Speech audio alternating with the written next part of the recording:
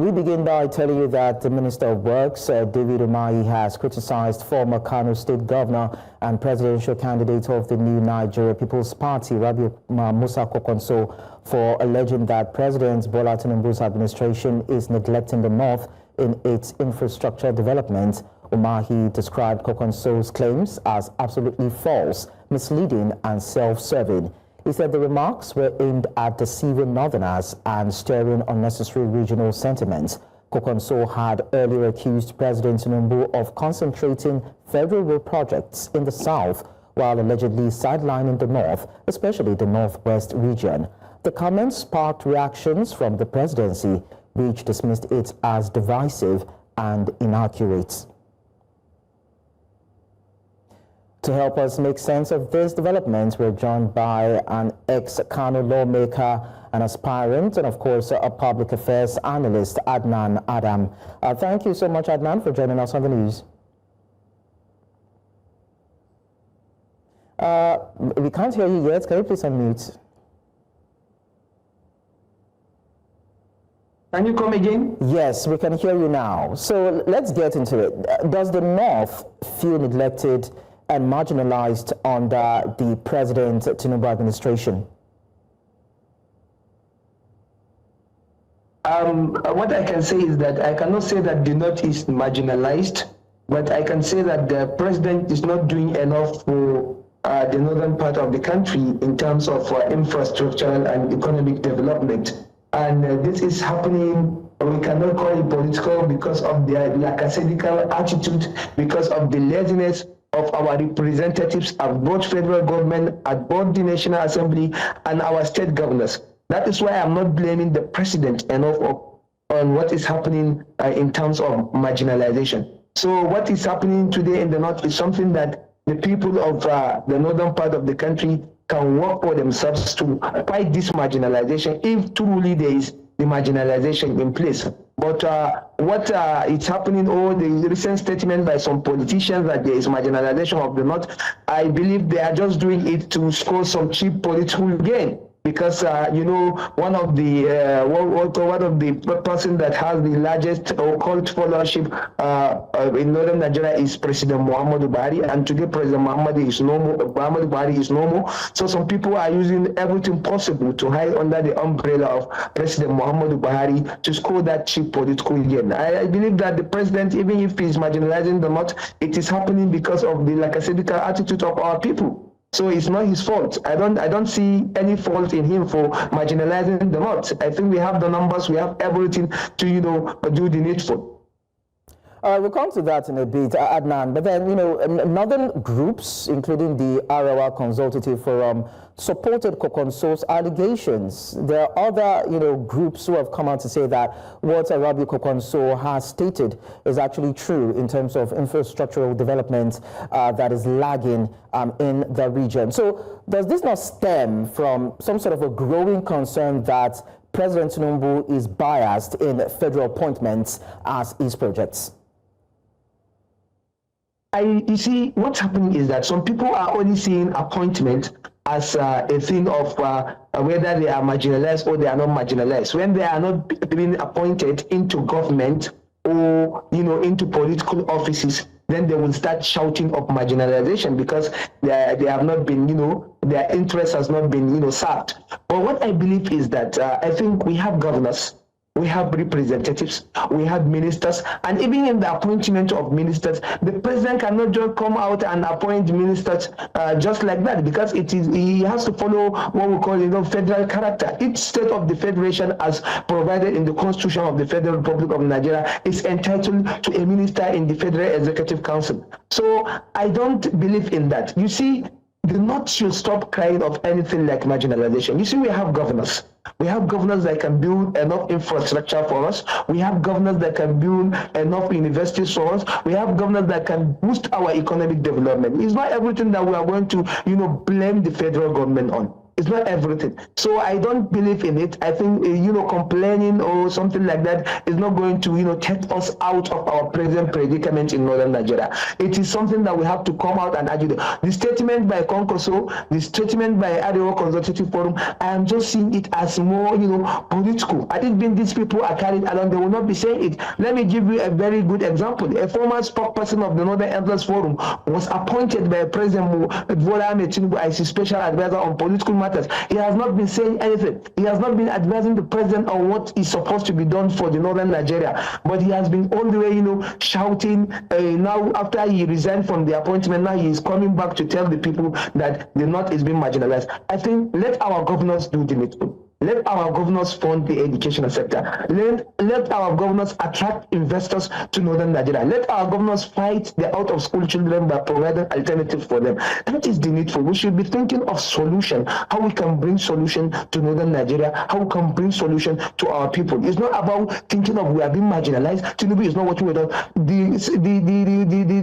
The secretary to the state government, to the federal government, George Akume, is from the north. The vice president is from the north. The minister of state education is from the north. The minister of this and that, all many people from the north. What have they been doing? If you are talking about marginalization, even President Buhari, he started the Kano to Kaduna road, to Kano to Abuja road since when he was in government, but he could not finish it. It was President Bola Tinubu that I see his president. I'm not defending Bola Tinubu. I'm a member of, I'm a member of the African Democratic Congress, the ADC, which is seen as the current platform of the current coalition that's happening today. I'm a member of the ADC. But I'm talking about the reality. We have to tell ourselves the truth. No, this is the reality. So all this cry of marginalization, there's no infrastructure development in the north, there's no this. Kwankwaso has a godson as the governor of Kano State. Tell me, what has that governor in Kano State has done so far since when he came into power in terms of economy, in terms of attracting investors to Kano State? Since when he came on board as the governor of Kano State, has he attracted any investor? Is there any investor that has come to Kano to do something for the people? So I believe that the ADC is here today, and the ADC is doing the needful. Maybe in Kano now, Kwankwaso should try as much as he can to address the issue of the African Democratic Congress, because he has seen that the African Democratic Congress is becoming a threat to him. That is why he has started crying of marginalization, so that the people of the north will start saying that this is our man, this is our person, this is our this is our that, so that they will come out and they will start supporting him like they have done to President Buhari. So it's not a political statement. The Arewa Consultative Forum, they are not also doing enough. It's not a political statement. I think so. There's nothing like marginalization. We have to start working for our people. We have to come out. We have to work for our people. Let our governors work. Let our ministers work. Let our lawmakers work. That is the solution to the northern predicament. Adnan, permit me to quickly ask this question.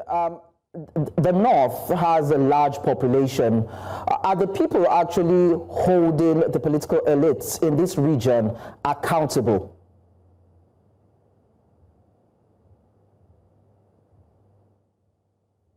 I do not understand your question about this issue of population. So I said, are the people in the North holding the political elites in the region accountable for this lack of infrastructural development that has permeated that particular area? Yes, I think they are accountable, because the elites are the people that will provide. The elites are the people in government. They are the religious leaders. They are the government. They are the lawmakers. These are the people that we call elites. So when we say elite, is that they are people who can influence something in the society. And I believe that the elites are not doing enough in the north for what is happening in the north. They are just using our numbers. They are just hiding under our people to, achieve their selfish, or to achieve their goal, to meet their personal interests. That's what they are doing. When they started talking, when they are sharing their national cake in Abuja, they will not complain. When you see them talking, is that they are talking at a time when they are sidelined by the people that are using them. So that is what is happening in the north. So it is unfortunate that our people, the north, we have a certain number, but the certain number of the uneducated that we have in the north is playing a critical role in, our underdevelopment. So It's been our people are well educated enough that they will shine their eyes and realize that the elites in northern Nigeria are the problems of northern Nigeria. There's nothing like who are even crying of this marginalization.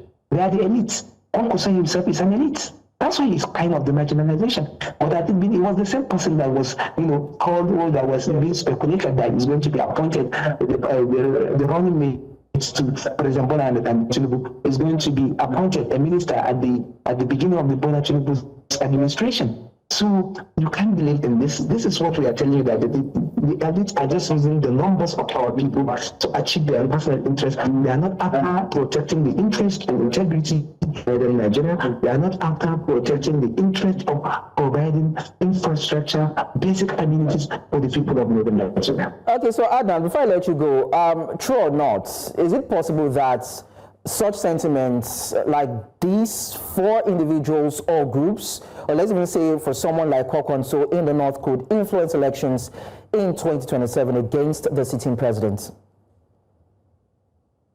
I don't think he's going to influence election in the next coming 2027 election, because his influence is only in Kano, and is currently being created by the ADC's emergence in Kano, because the person that is leading ADC in Kano, I can say Alhaji Ibrahim Alamin Little, I think was his major threat in 2003 general election when he was the governor of Kano State. So he's been facing that threat, and that is why he wants to hide under this umbrella of marginalization, because he knows the northern people, always find, delight whenever they see someone, crying of their problems and everything, something like that. So that is why he is using this opportunity to cry this fault, so that he can, at least attract the masses, so that the masses can, go for him. But I don't think that it's going to make any influence. His influence is within time. Even in the last general election, when he contested for the office of the president under the Nigeria People's Party,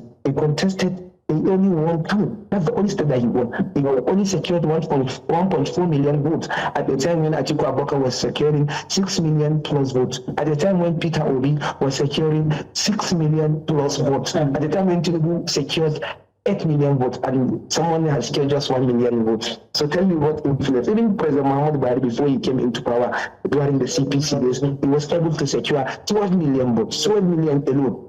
So I don't think it's going to make any influence. He's just making, this noise, and it is just, hidden under the umbrella of northern Nigeria. And he's not speaking for the northern people. He's not speaking for the northern people. He's speaking for his personal interest. All this problem that he's talking of the north, Kano is one of the center of commerce in northern Nigeria. So when things are going well in Kano, I believe that things are going to go well in the entire north. So let him ask his godson to do the needful in Kano by providing an economic environment for investors, so that investors are going to Kano, by providing infrastructure and development in Kano, by providing basic amenities for the people of Kano, because we even talks of marginalization in the entire northern part of the country. All right, Adnan Adam, thank you for that extensive response you've given to our questions on the news. We appreciate that.